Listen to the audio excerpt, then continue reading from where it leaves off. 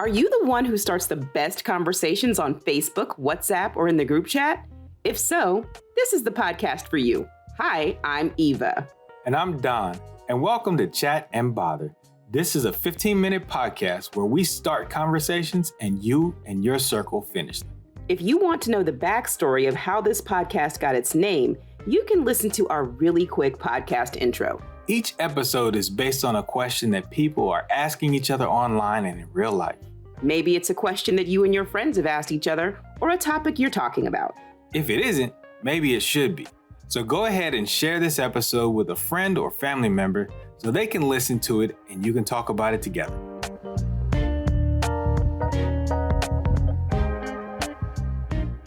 Good morning, everybody. Morning. Today, I want to go back to our last episode where we talked about things that we got. Sometimes they were treats, but those treats came on certain occasions. What kind of celebrations did you have? What things did you do to celebrate those moments? I feel like most of our things revolved around food. So if we had an event, we would go out to eat after. That was the treat.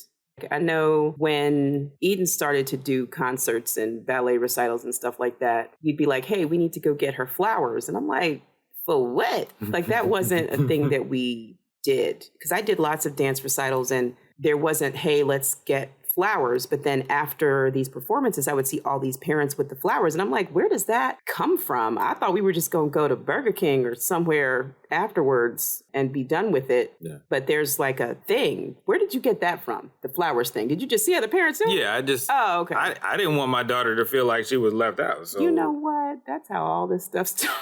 What?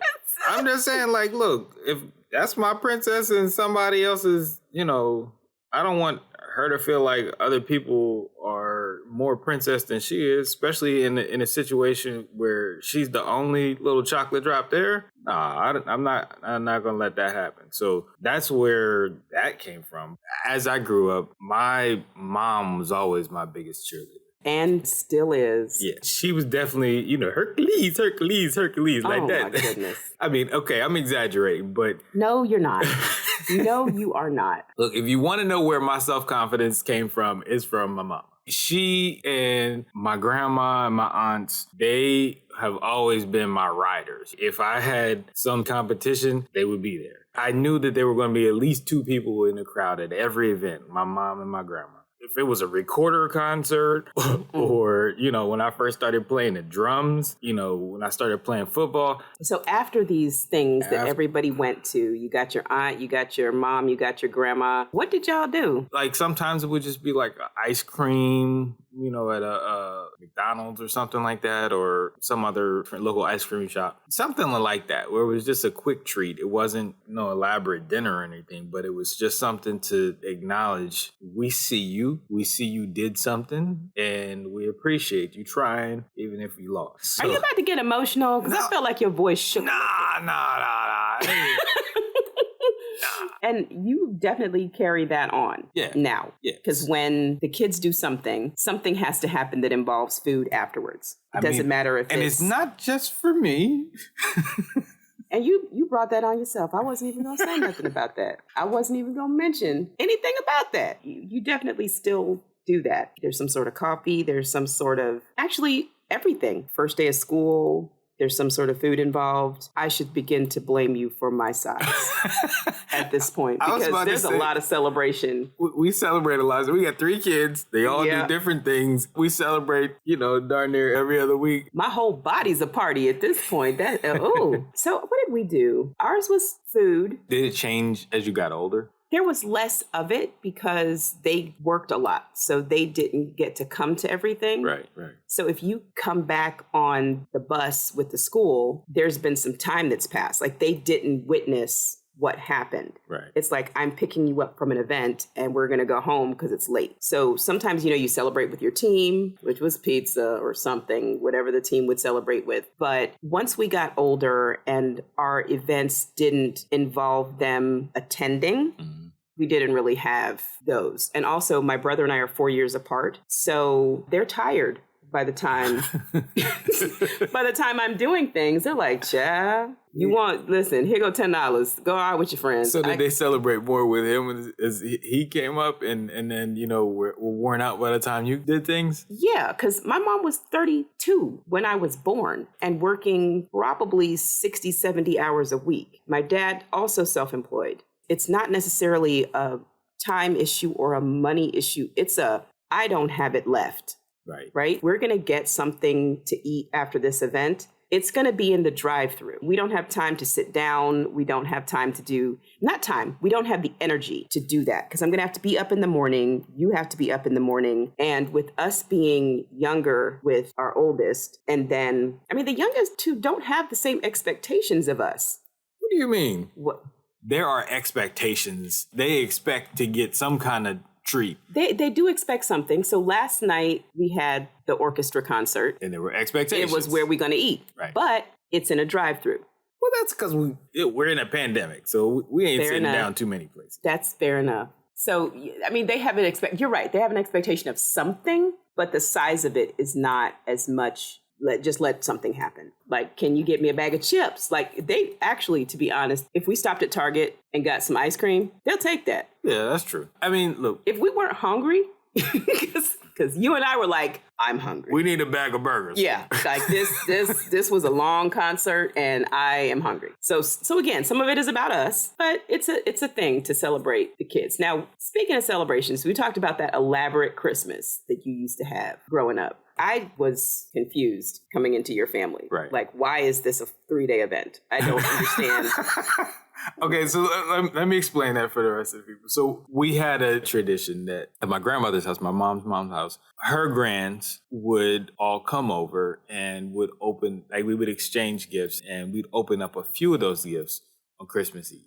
Then there was Christmas Day, which was open up your presents at your house. Then we went to my grandmother's house or my aunt's house or my great-grandmother's house for a Christmas dinner. And then the next day, we would go to our cousins' houses to go and see what they got at their house and hang out over there. So it was really like 3 days worth of celebrations and hanging out with family. And, if you forgot a gift that you didn't give to each other during Christmas Eve, you would bring the other ones the next day after Christmas. So there was a lot going on there, but it was a great time. I don't know how my parents did not go broke. Looking back at what they did, they had 3 kids. We have 3 kids. We have never had a Christmas that looked like any of the Christmases that me and my sister and my brother had. So my first experience with you and Christmas, I was just like, why is so much going on? And you're looking like this is absolutely normal. Like this is a normal thing. Of course. I'm like, but it's so much. Like, it's just so many items. Like, why are there so many items? Christmas, we didn't do anything. We watched TV. That was it. So when I went to your family for Christmas, I'm like, what? Okay, so y'all gonna eat for 3 days. All right, cool. Oh, so there's presents with presents on them. All right. So who wrapped all of like, how did all of this take place with a family that big, remembering who you're supposed to give things to? And then me, I'm like, is this how we celebrate the Lord Jesus Christ? Because we talking about this is a lot of gifts. This is a lot of gifts. So when I think about how we celebrate, I started doing Christmas because I didn't want to take that from you, because that was a huge thing. For me, not doing it was a thing. Right. So, of course, there's a lot of compromises that you have to make when you get married, and that was one of mine. You all didn't do Christmas big, but you all did birthdays big. No. Okay, so what? What did we do big? Check the last episode. It was a horse. Like there were moments of ridiculous I forgot about behavior. Mr. Ed. There's moments of ridiculous. Did y'all actually name it? Because I'm gonna keep calling him Mr. Ed. I don't remember. I just if you get up in the morning and someone has constructed a practice ring and there's a horse in your backyard, you might block out. But there's a lot of stuff that happened in that backyard. What did we do big? The biggest celebration I've had with my parents was graduating from college. We had a little party in the backyard at my house in Greensboro. That was it. And it wasn't a lot of people, But that was the last like really organized event to celebrate something that I did. Yeah, that's about it. Like I didn't get into celebrating things like that, like events, until you and I got together. Because I'm watching you guys do this and I'm going, I mean, it's a lot of fun. Yeah. I had a good time. And so I wanted that for you in our relationship. Right. So with me being a very introverted person, celebrating things that involves other people is very difficult for me. So that was something that I had to learn to do. I ended up having a great time. Like I enjoy it once it's happened. Yeah, you do. Yeah, I have a good time once it's happening and it's getting going. I'm like, okay, but this is kind of fun. I mean, and the thing is, when you have a decent sized family, there's always something to celebrate. This is a cruel world. When I think about what family is, it's somebody who is there for you at all times, but also will celebrate you and the things that are going on right for you. Because there's enough going wrong for everybody out there. When it's time for you to think about family, it's thinking about the small things, the people that were there for you at your recorder concert, people that were there for you when you won that really small trophy. No, your participation trophy. I'm like, you people celebrate everything. Like for our wedding, it was like my side had about 12 people on it. Oh, we bring them out. And we bring them out. Everybody. I'm like, who is that? Yeah, that's my coworker from 3 jobs ago. What?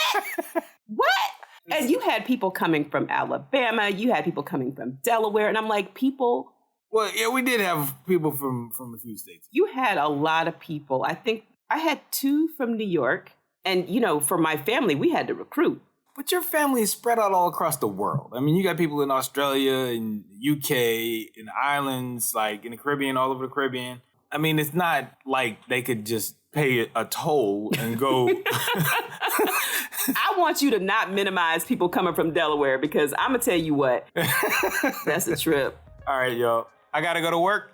She got to go to work. So we'll see y'all later. Bye.